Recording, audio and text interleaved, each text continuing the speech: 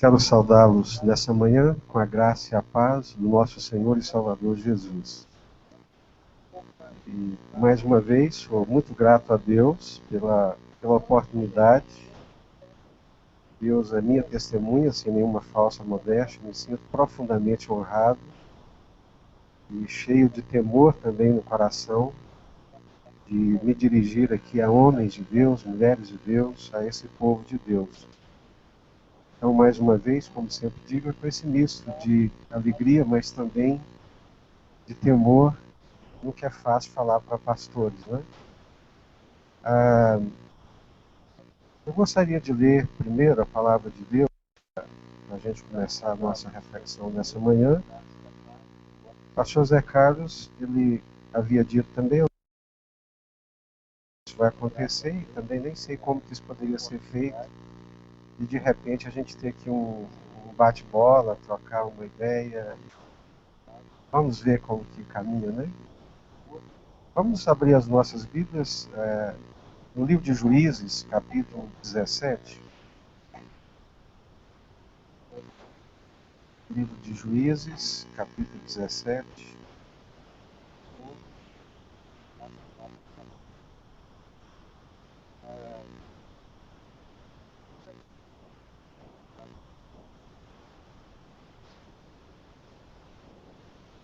Juízes, capítulo 17.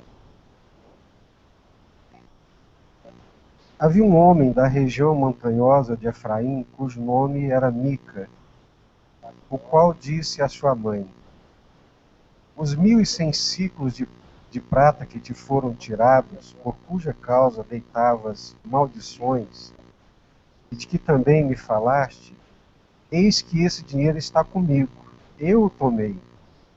Então lhe disse a mãe: Bendito do Senhor seja meu filho.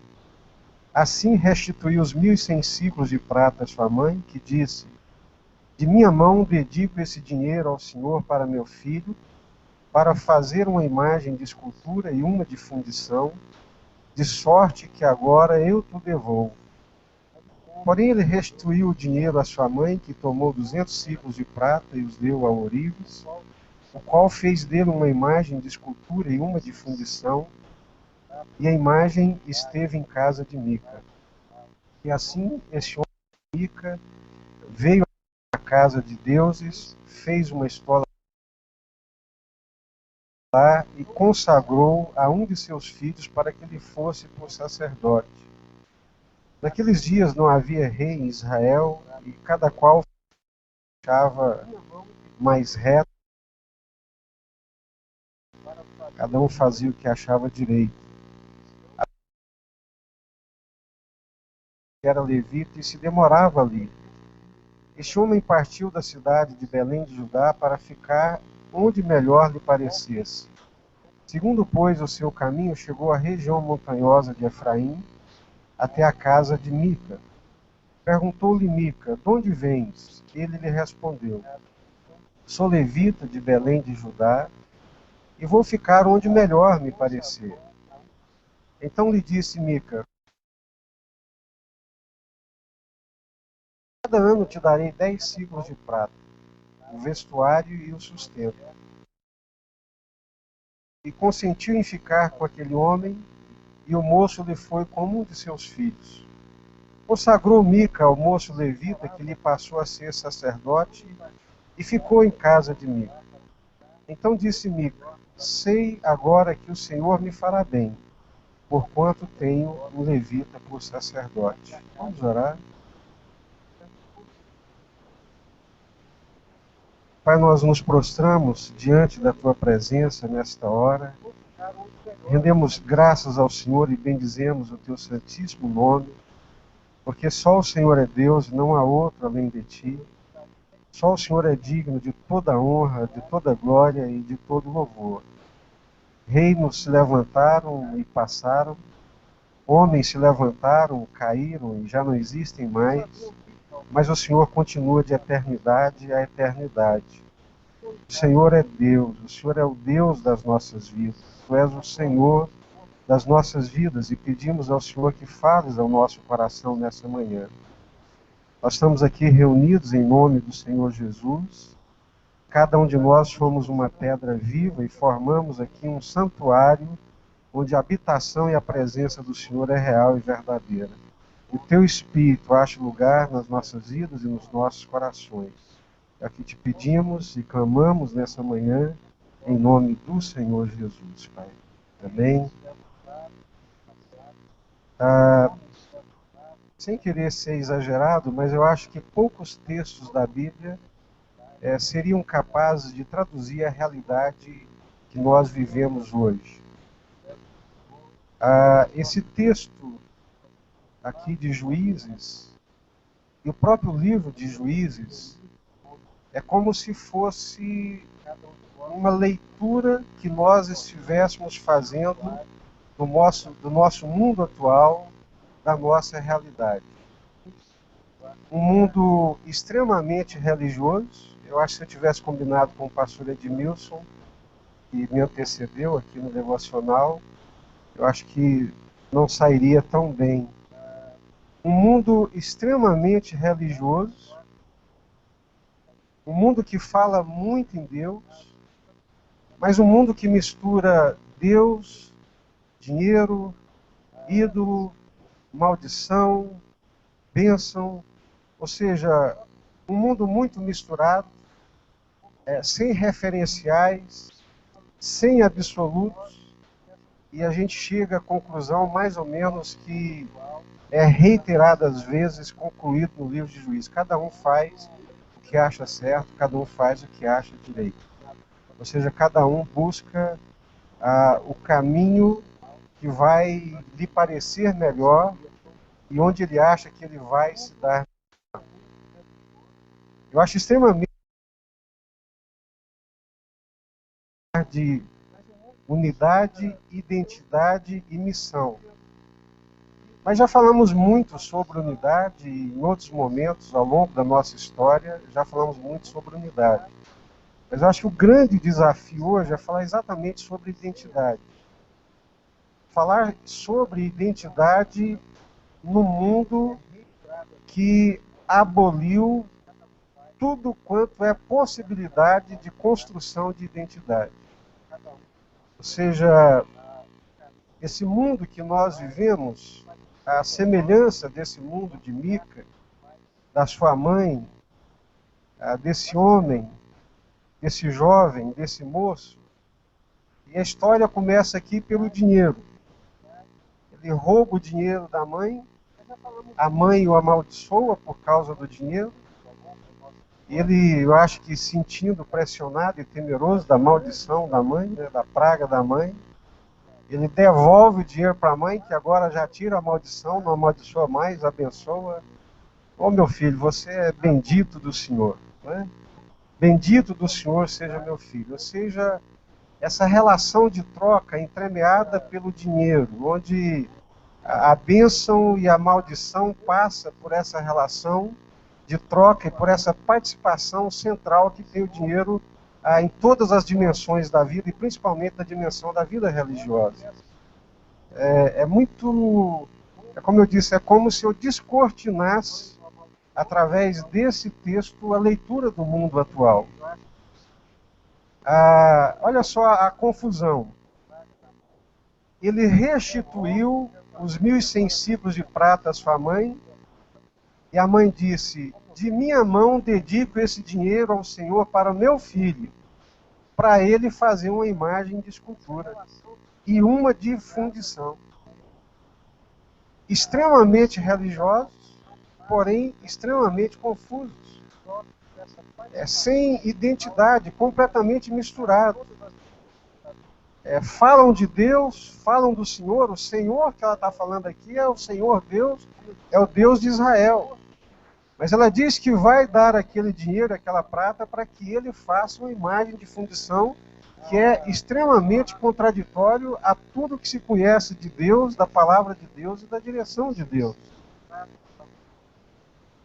E ele pega aquele dinheiro, faz um ídolo e é contratado com a sua estola sacerdotal, é consagrado aquele jovem levita, Ou seja, está presente aqui toda a linguagem religiosa, mas ela é uma linguagem religiosa confusa, misturada e que não tem nada a ver com Deus e com a orientação de Deus.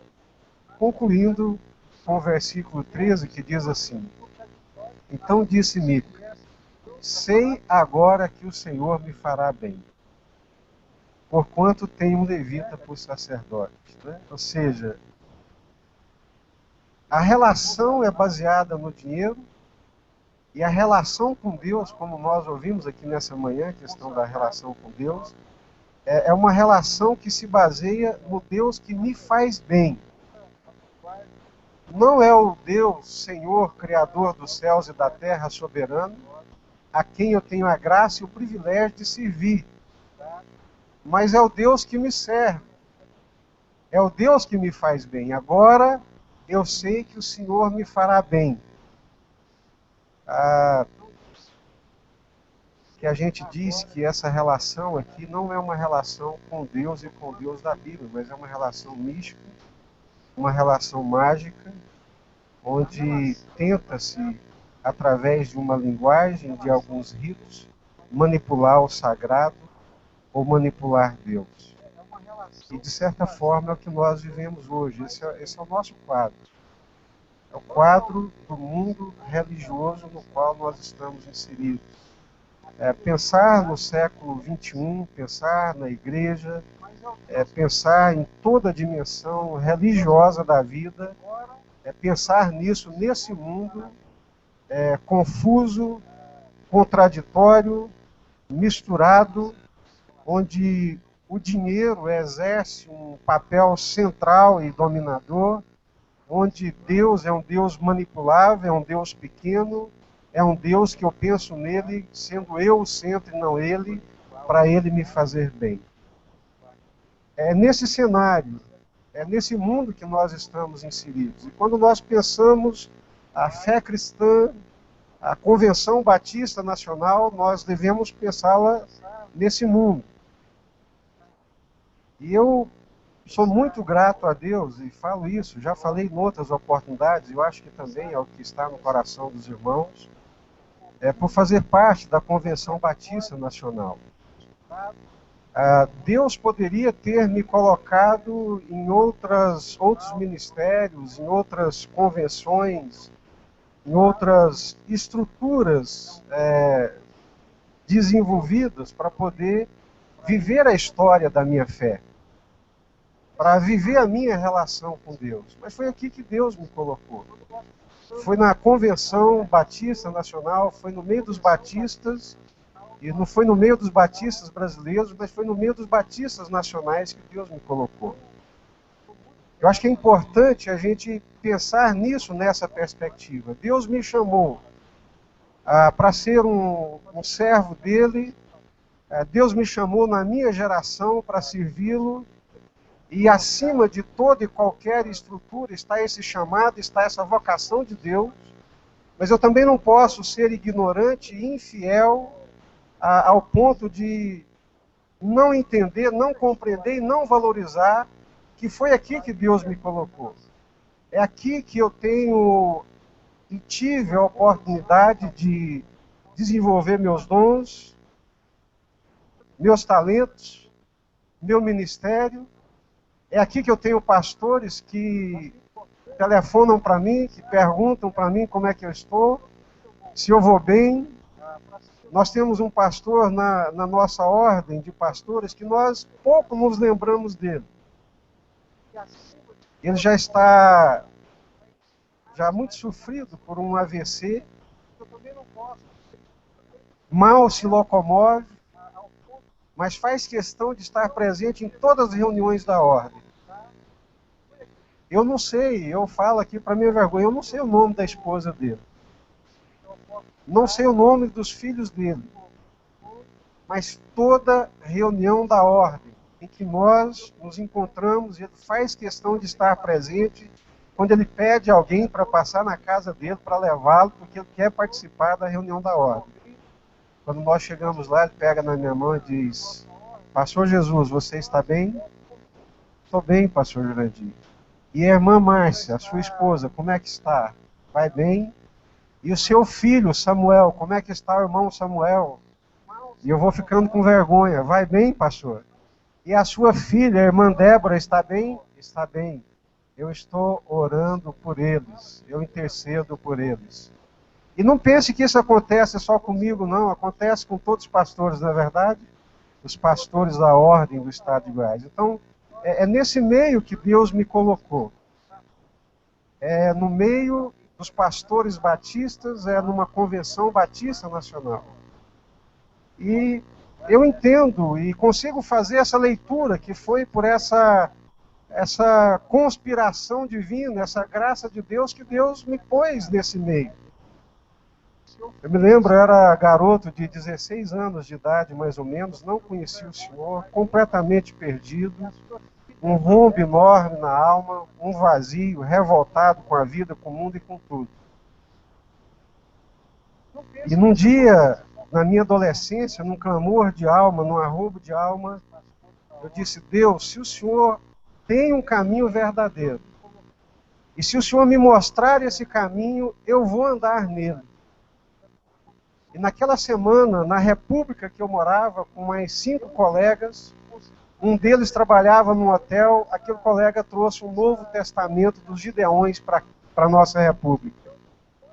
E eu comecei a ler aquele Novo Testamento, e comecei a ler, e à medida que eu lia, Jesus deixava de ser aquele Jesus da história, aquele Jesus distante, aquele Jesus longínquo, e aquele Jesus parece que ficava cada dia mais vivo, mais real, e aquilo foi inquietando, queimando o meu coração. Isso há 33 anos atrás, quando ser crente era vergonhoso, era vexatório, e eu que morava numa república com aqueles rapazes, eu disse: eu vou ser crente.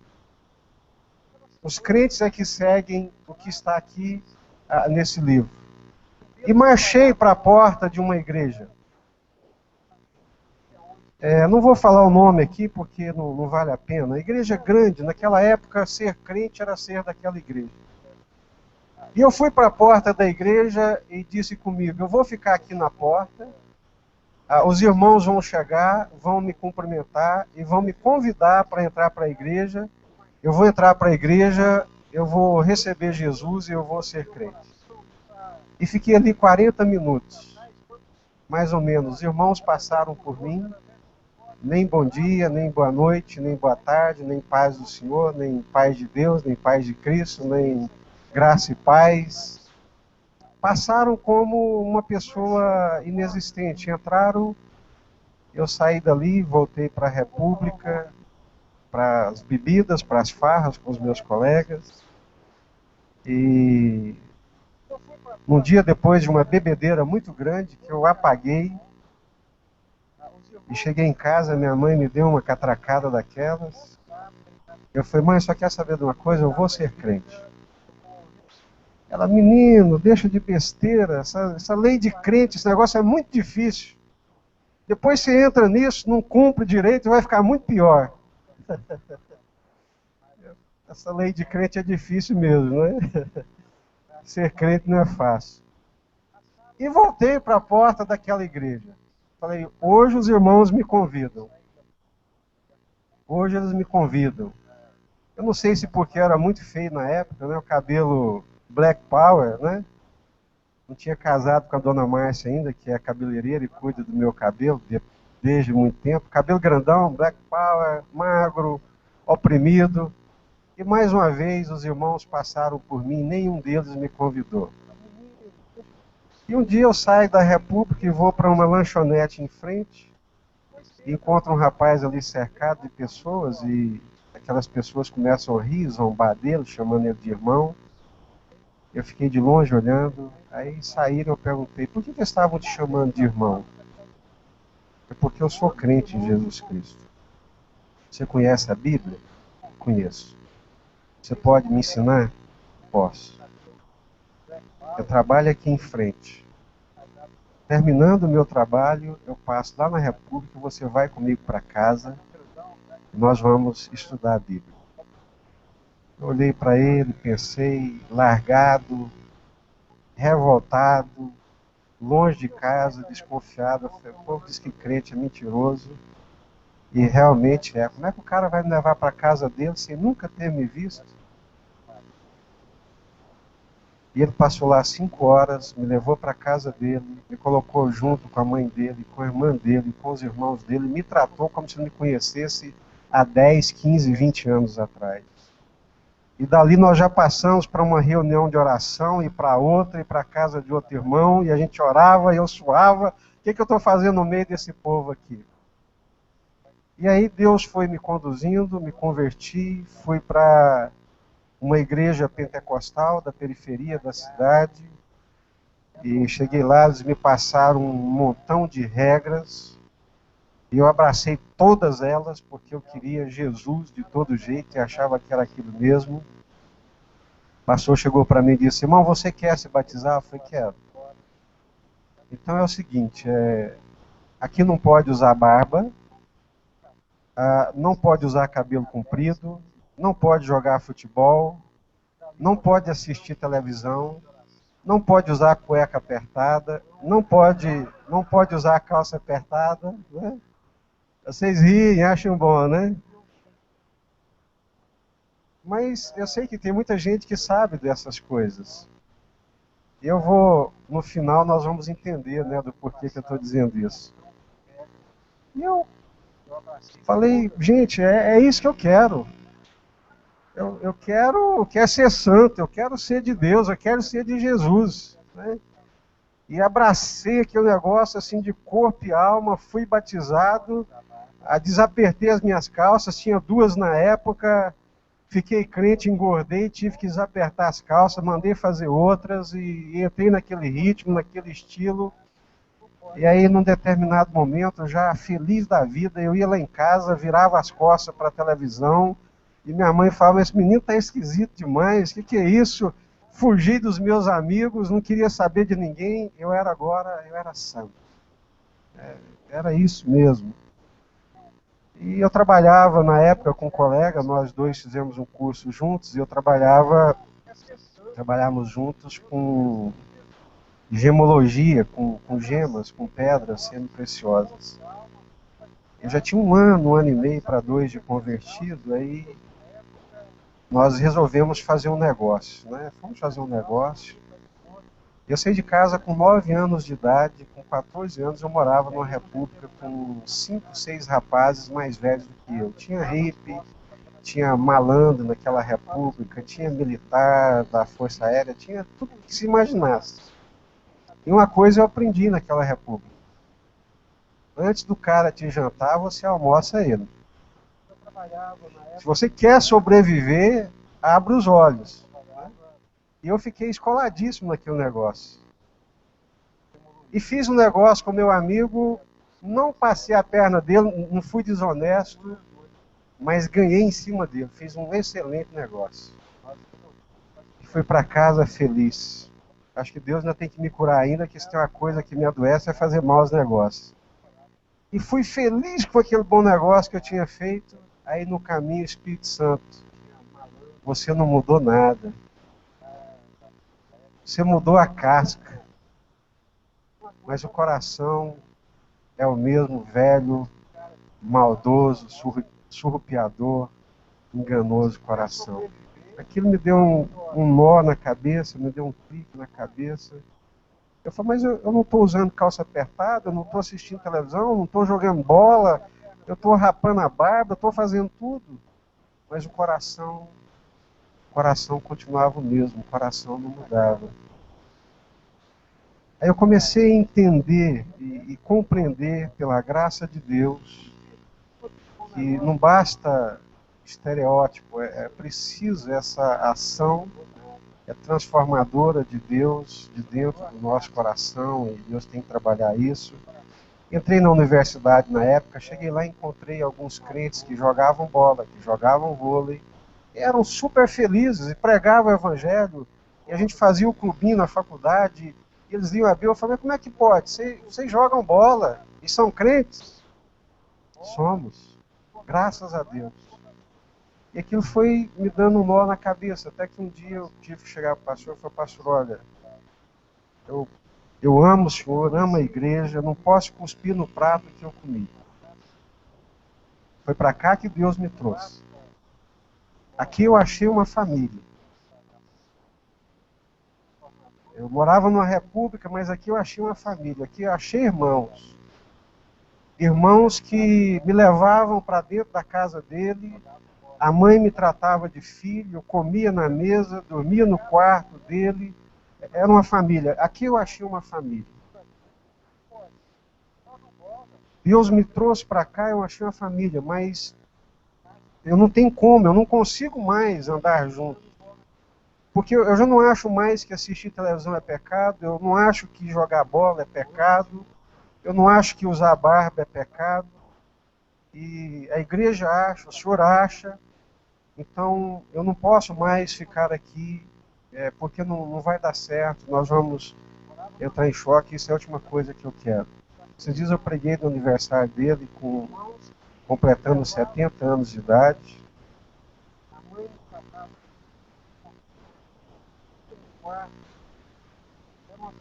Nos encontramos, nos abraçamos,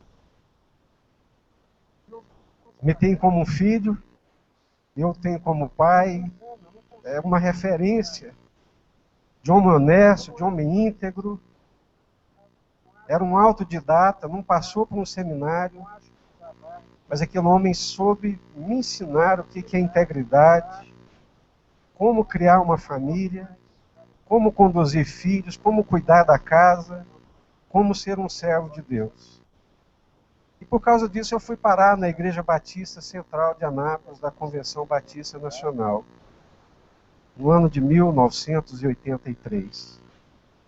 Em 1985, a igreja me mandou para o seminário, fui para o STEB na época, estudei um ano no STEB, depois, por causa da universidade, eu tive que estudar na Universidade Federal de manhã, e aí tive que fazer o Bíblico Mineiro à noite. Essa foi a minha formação em Belo Horizonte, na década de 80.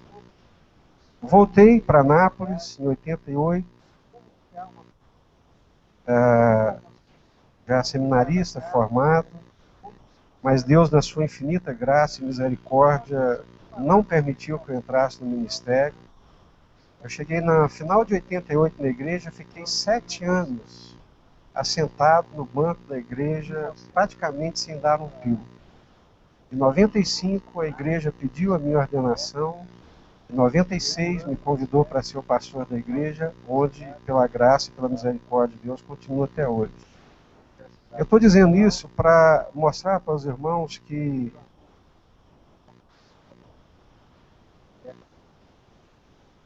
voltei para nada.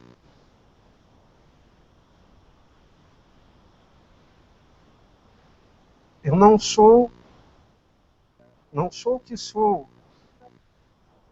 E também não sei se seria o que sou se não fosse pela Igreja Batista Central de Anápolis, que é da Convenção Batista Nacional. A história da minha vida pessoal, de homem casado, de moço, de jovem, de pastor, de ministro do Evangelho, as pessoas me conhecem, me reconhecem, me respeitam, porque eu sou pastor batista da Igreja Batista Central de Anápolis, por causa desse ministério. Por minha vontade, eu teria me convertido naquela igreja para a qual eu fui logo no início, mas Deus não me deixou lá. Eu poderia ter ficado naquela igreja lá da periferia, junto com os meus irmãos que me amavam e que me amam, mas Deus não me deixou lá. Deus me trouxe para esse meio, para o meio batista nacional. E foi aí que eu recebi a minha formação, foi aí que eu passei pela ordem de pastores, fui examinado como todo pastor foi aí que eu fui ordenado, é aí que eu exerço o ministério, pastorei uma igreja, foi aqui e é aqui que os irmãos, né, me dão essa alegria, esse carinho, e essa alegria de ser pastor, de ser ministro, de fazer parte do ministério. Se nós não entendermos que a nossa história de fé, ela acontece historicamente e no tempo e no espaço dentro da Igreja Batista, da Convenção Batista Nacional, nós não vamos respeitá-la e não vamos amá-la. Às vezes eu percebo que parece que nós vivemos uma história de fé como se ela tivesse numa dimensão etérea, como se ela pudesse acontecer não no tempo e no espaço, mas como se ela acontecesse numa dimensão supranatural. E não é assim. Eu sou tão de Jesus quanto o assembleiano é. Nós somos tanto de Jesus quanto da igreja nazareno é. Só que Deus, na sua graça, na sua misericórdia, escolheu para vivermos a nossa história de fé, o nosso tempo de fé, aqui, nesse lugar, nesse local, nesse meio, entre batistas nacionais. Deus poderia ter escolhido e colocado nós para vivermos a nossa história de fé em outro lugar, em outra denominação, no meio de outros irmãos, tão crentes quanto nós. Mas foi aqui, foi nesse meio. A minha vida, a sua história de cristão, de crente, de servo de Deus, de ministro do Evangelho, de homem de Deus, de mulher de Deus, está sendo vivida, está sendo construída aqui, nesse meio. Então, nós precisamos entender isso, porque se nós não entendermos e não compreendermos isso, nós também não vamos valorizar quem nós somos enquanto batistas nacionais. Não sou daqueles, podem ficar tranquilos, né, que coloca a denominação ou valores humanos, quem me conhece sabe disso, acima da graça de Deus, do Evangelho, de tudo. Não. Mas, por outro lado, meus irmãos, eu preciso entender isso, eu preciso compreender isso. Assim como gostaria que todos que estão aqui nessa manhã compreendessem isso também. Nós fazemos parte de uma história, nós fazemos parte de um povo, a nossa história, a construção da nossa história de fé, a nossa vivência de fé, ela acontece no meio de um povo que se chama Batista Nacional. É isso que vai nos comprometer. Quando nós falamos de identidade, a pergunta que vem é essa: quem somos? Não tem como falar de identidade sem fazer essa pergunta: quem somos? Qual é a nossa história? O que pensamos? Qual é a nossa ética? Qual é o conjunto de ideias que forma o nosso estilo de vida, que nos identifica e que nos separa como povo de Deus em relação aos demais? Hoje, muitos de nós não saberíamos responder essas perguntas. Quem somos? Qual a nossa história? O que pensamos? O que nos difere, enquanto batistas nacionais, dos batistas brasileiros? Enquanto batistas nacionais, o que nos difere dos assembleianos? Enquanto batistas nacionais, o que nos difere de outros grupos de irmãos, que são irmãos, crentes, servos de Deus, faz a obra de Deus e vão para os céus? Quem somos? Qual a nossa história? O que pensamos? Por que vivemos como vivemos? O mundo de hoje não pensa nessas coisas. O mundo de hoje é um mundo fluido, é um mundo pulverizado, é um mundo sem absolutos, é um mundo sem referenciais. Por isso que nós chamamos mundo globalizado.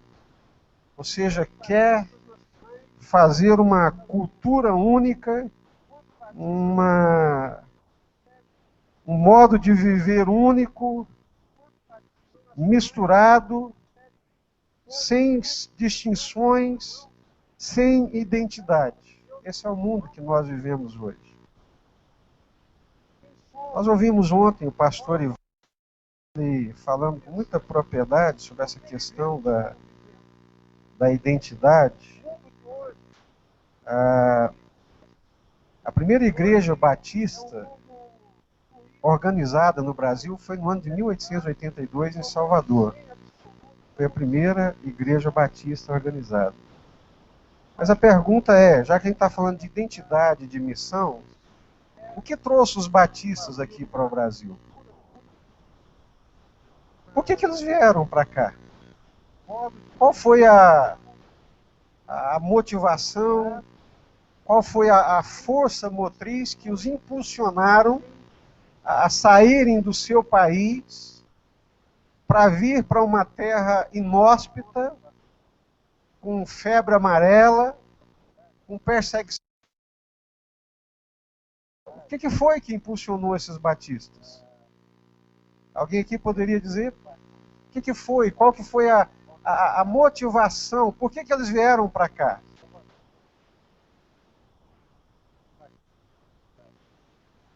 A pergunta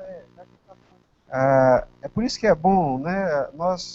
Eu gosto muito, não poderia ser diferente, eu gosto muito dos conceitos, né?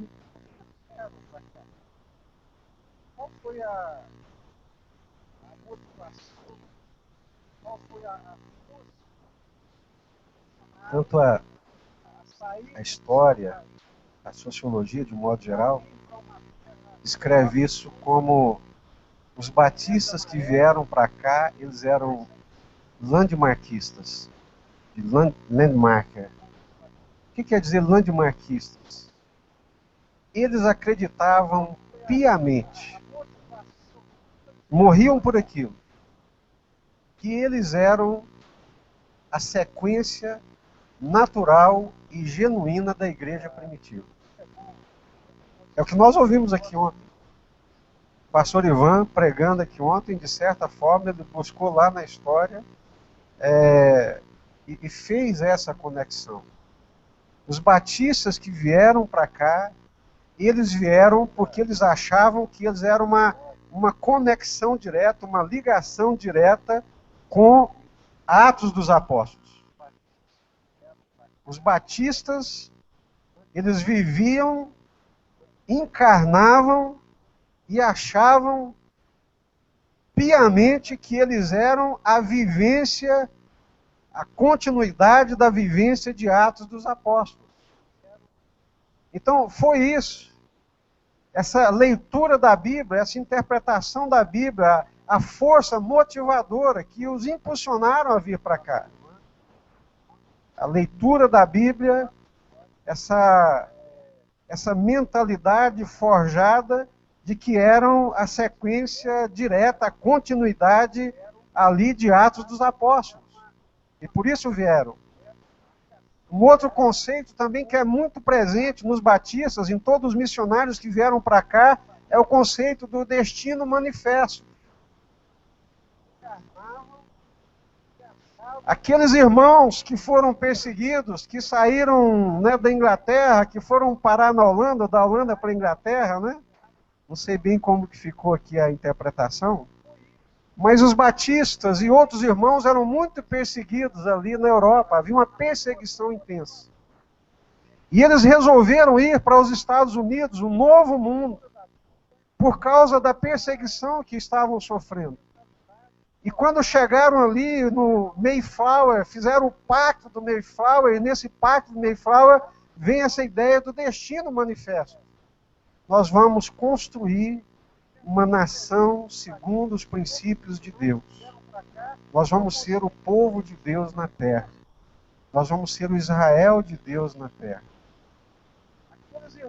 São ideias, são valores que dão identidade. E que essa identidade impulsiona a missão.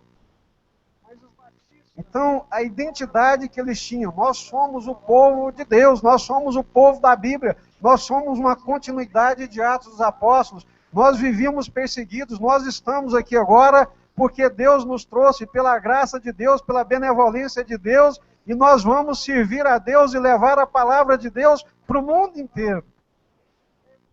Então, essa identidade, ela impulsiona a missão. E daí vai uma série de outras coisas. Essa ideia de pertencer, essa ideia de fazer parte da história de Deus, do povo de Deus, é ser uma continuidade do povo de Deus. Então isso impulsiona. E aí nós chegamos nesse mundo de hoje e a gente vive essa crise de pertencimento. A crise de pertencimento faz parte da identidade, é um termo também, é um conceito que nós usamos, é a pertença. Eu sou, é o que eu disse para vocês, eu não seria o que eu sou independentemente de pertencer. Eu sou parte. Eu me sinto parte. É o pertencimento. Eu pertenço. Faz parte da minha vida, faz parte da minha história.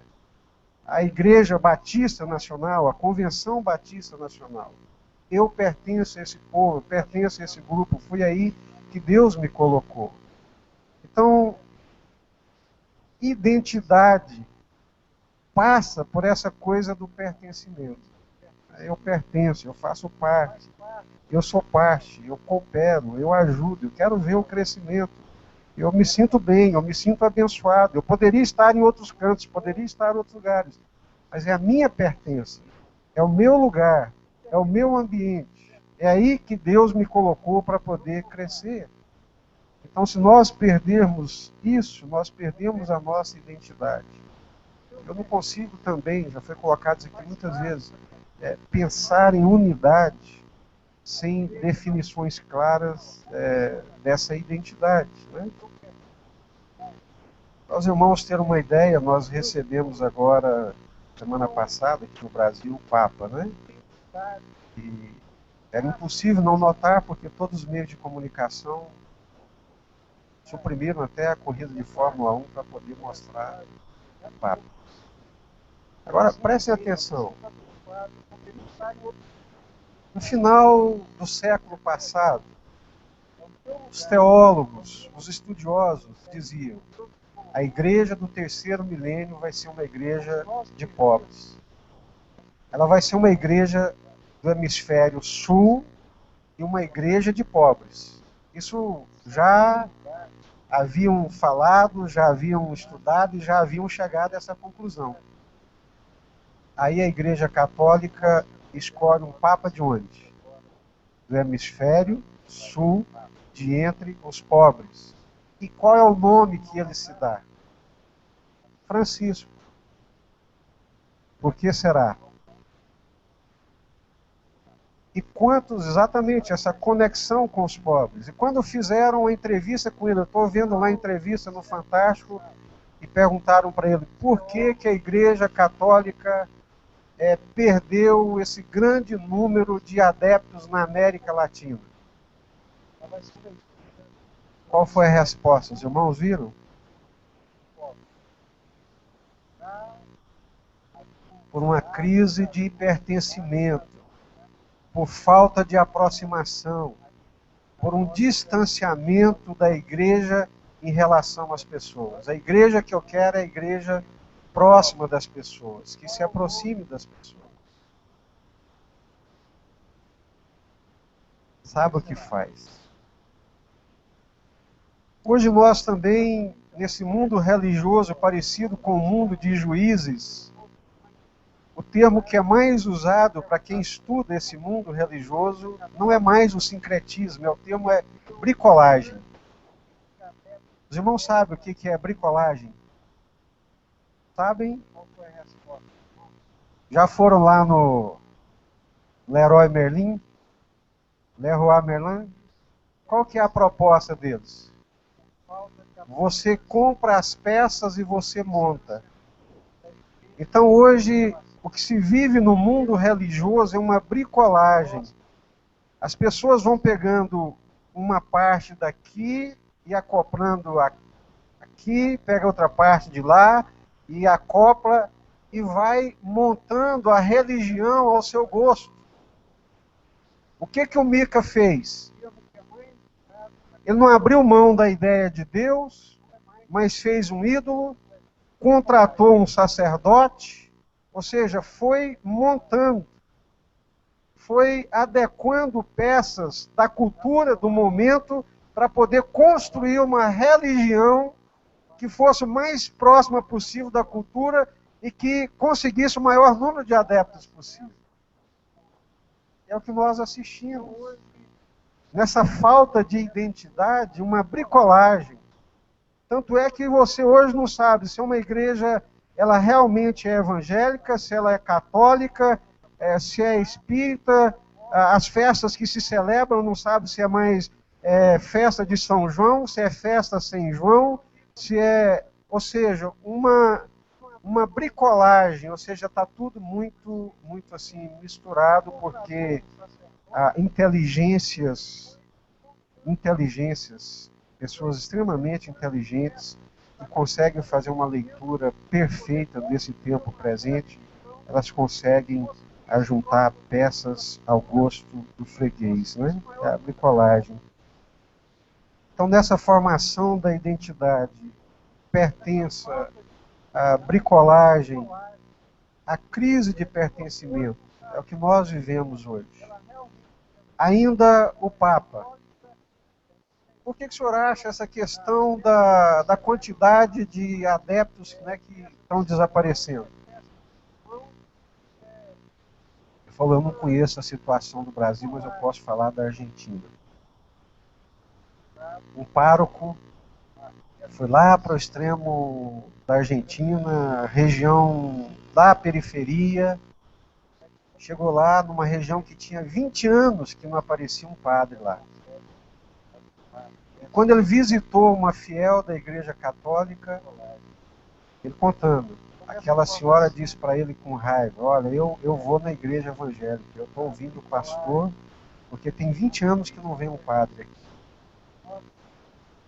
Aí o padre ficou sem graça e tal. Aí quando o padre ia saindo murchinho, a senhora chamou o padre e falou, vem cá. Abriu o armário, mostrou para ele uma imagem de Nossa Senhora. Eu vou na igreja evangélica, mas está aqui a minha imagem de Nossa Senhora. O que isso quer dizer? São duas expressões que nós usamos e que são expressões presentes. A primeira é o pertencer sem crer, é a adesão, é fazer parte. A pessoa é atraída para fazer parte, ela quer fazer parte, mas ela não sabe no que se crê, não sabe o que se professa e também não quer saber, não interessa. Ela quer fazer parte, é a adesão, é o pertencer sem crer. E a outra coisa é o crer sem pertencer. São os crentes não praticantes. Você é evangélico? Sou. Qual igreja que você é? Não vou à igreja, não. Não quero saber mais de igreja. Mas você crê? Creio. E por que você não pertence? Não quero pertencer, não quero fazer parte, não quero compromisso. É chato, é enjoado, eu prefiro ver televisão pela internet, o pastor não me enche o saco, os irmãos não pisam no meu calo. Então, são realidades que nós vivemos, realidades do tempo presente. Crer sem pertencer, o mundo dos crentes não praticantes e descomprometidos, o pertencer sem crer. O sujeito que vai na igreja evangélica, ouvi aqui agora, eu não falo, não quero, nem sei se vou expor, cadê o pastor Paulo Afonso? Não está aqui, ainda bem que ele não está, né? Irmãos da igreja evangélica participando da peregrinação de Romaria da Trindade lá em Goiás. Irmãos, eu estou falando coisa aqui do outro mundo? Não. É uma mulher que vai há 20 anos na igreja e tem uma imagem de Nossa Senhora dentro do armário. É o sujeito que vai na igreja, está indo na igreja, mas também vai na romaria, participa da romaria. Então, é o mundo que nós vivemos hoje. O desafio é como construir uma identidade cristã, evangélica, nesse mundo. Como fazer isso?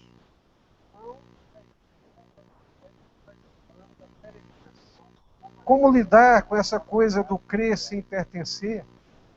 Como lidar com essa situação do pertencer sem crer? Onde tudo flui, onde tudo, como diz o pensador lá, o Bauman, né? Tudo é líquido. Tudo é líquido, tudo flui. Não há estacas, não há alicerces firmes.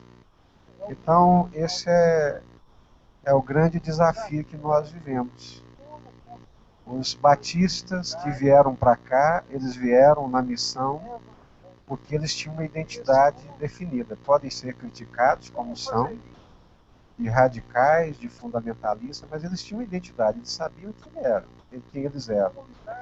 Eles sabiam quem eram e sabiam por que estavam vindo para cá, sabiam o que é que eles estavam carregando.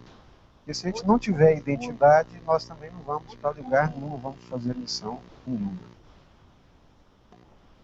Eu poderia falar um pouco também, mas o nosso tempo já está bastante avançado, sobre a nossa Convenção Batista Nacional. Que surge a Convenção Batista Nacional? Rapidamente, depois nós podemos conversar mais sobre isso. Num primeiro momento, quem começa a falar sobre avivamento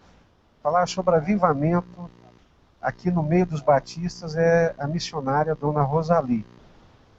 Pelas leituras, muitas leituras que eu fiz, a própria biografia dela, ela é a pioneira que começa a falar sobre avivamento. Enquanto é ela, missionária, que está falando do avivamento, há uma aceitação muito grande no seio das igrejas batistas. A pergunta também é, por que ela falava de avivamento? Ela falava de avivamento na experiência histórica dos Estados Unidos com o grande avivamento, a experiência histórica da Inglaterra com o avivamento wesleyano. É desse avivamento que ela está falando. É um avivamento que impactou aquele tempo, aquela cultura, aquela geração, transformou e levou a inúmeras conversões. E aqui no Brasil, quando ela chega aqui, os evangélicos representavam algo em torno de 5% da população. Não fazia nem cócega, era insignificante. Eu penso então, é um pensamento meu, é parte da dissertação que eu fiz, que ela começa a ver no avivamento a possibilidade de transformar a realidade da igreja evangélica brasileira. É só através do avivamento, é só através de uma ação sobrenatural de Deus para romper essa cultura distante de Deus, essa cultura católica ibérica. É só um avivamento. Então começa a pregar o avivamento, a falar sobre o avivamento.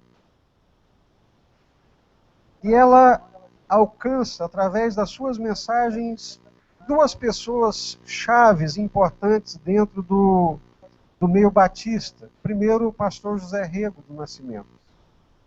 O pastor José Rego do Nascimento é a primeira pessoa que adere à ideia do avivamento, e através de uma rádio em Belo Horizonte, ele começa a falar sobre o avivamento, e começa a divulgar o avivamento, e falando sobre o avivamento, e pregando em igrejas, correndo de um lado para o outro com essa mensagem do avivamento.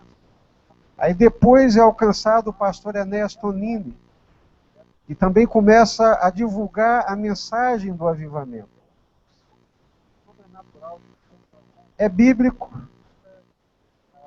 O avivamento poderia ser realmente a resposta de Deus para mudar a face para alcançar o Brasil. Mas por que eles foram rejeitados pela Convenção Batista Brasileira naquela altura? Por que nós somos hoje batistas nacionais e por que foram rejeitados? É porque naquele momento está acontecendo no Brasil, com muito ímpeto e com muita força, o movimento pentecostal. Então, o pentecostalismo, ele, nessa época, já a gente chama na sua segunda onda, ele vem alcançando as massas, alcançando pessoas. E aí, com Enéas Tonini Rego do Nascimento, parece que a ideia do avivamento ela começa a se aproximar do movimento pentecostal. E o jeito de ser batista, na sua racionalidade, é o que a gente chama no seu ethos batista, batista não aceita o movimento pentecostal. Quando foram associados José Rego do Nascimento e Enéas Tonini com o movimento pentecostal, eles foram então rejeitados pela Convenção Batista Brasileira. Porque o movimento pentecostal ele é contraditório com o ethos batista. Batista é racional, batista é de classe média, o movimento pentecostal é das massas. O movimento pentecostal é emocional, ele envolve a parte racional, mas a parte emocional também. Então, quando dá esse confronto, dá esse choque, acontece a ruptura. E nessa ruptura, aí surge então a aliança missionária, porque gato escaldado com água fria não pode ver água quente, eles tinham medo de formar uma convenção. Mas a coisa vira uma confusão tão grande que é preciso formar a convenção. Então é formada a Convenção Batista Nacional, muito jovem, muito nova, e que está trabalhando, eu acredito, ainda a construção dessa identidade. Porque quando ela é formada, o pastor Enéas Tonini dizia, nós somos batistas.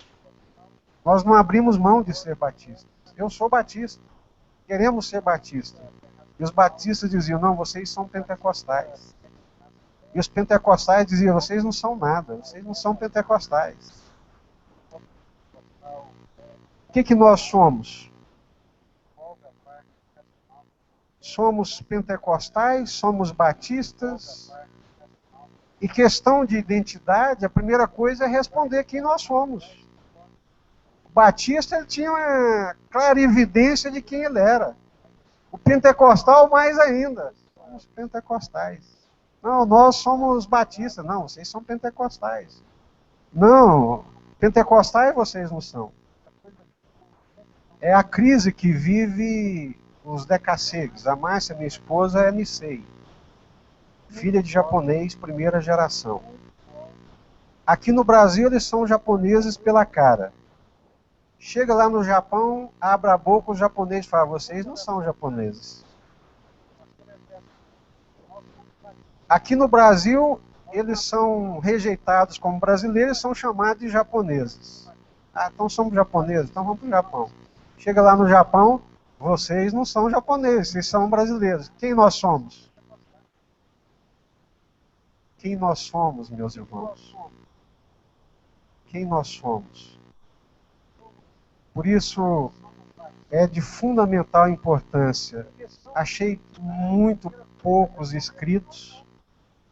Li todos os livros do pastor João Leão, a biografia da dona Rosali, praticamente todos os folhetos que a dona Rosali escreveu, eu li. Livros do pastor Rosivaldo, testemunho do pastor Darcy, mas ainda falta muito. Eu queria aqui fazer um desafio, né? Pastor Cláudio, pastor Cláudio Eli, outros irmãos que viveram esse momento, pastor Oswaldo, escrevam. Escrevam. Mesmo que seja a sua biografia, a sua experiência. vai ajudar. Os irmãos que vivenciaram aquela época, alguns que eu não menciono de nome porque eu não conheço, mas que vivenciaram, outros pastores, pastor Samuel e outros, li os livros do pastor Ernesto Nini, todos os livros do pastor Ernesto Nini, mas eu estou fazendo o quê? Eu estou comendo uma coisa requentada, né? Tem uns aí que viveram o calor dessa época e que podem escrever para nos ajudar a definir a nossa identidade, para ficar claro para nós quem nós somos. Nós somos povo de Deus, não temos dúvida quanto a isso. Somos povo de Deus, somos homens de Deus, mulheres de Deus, na missão de Deus, no projeto de Deus, mas como essa identidade não está muito definida, não está muito clara, aí um puxa para lá, outro puxa para lá, e o que acaba definindo a nossa identidade não são aspectos doutrinários, como nós ouvimos aqui o pastor Ivan.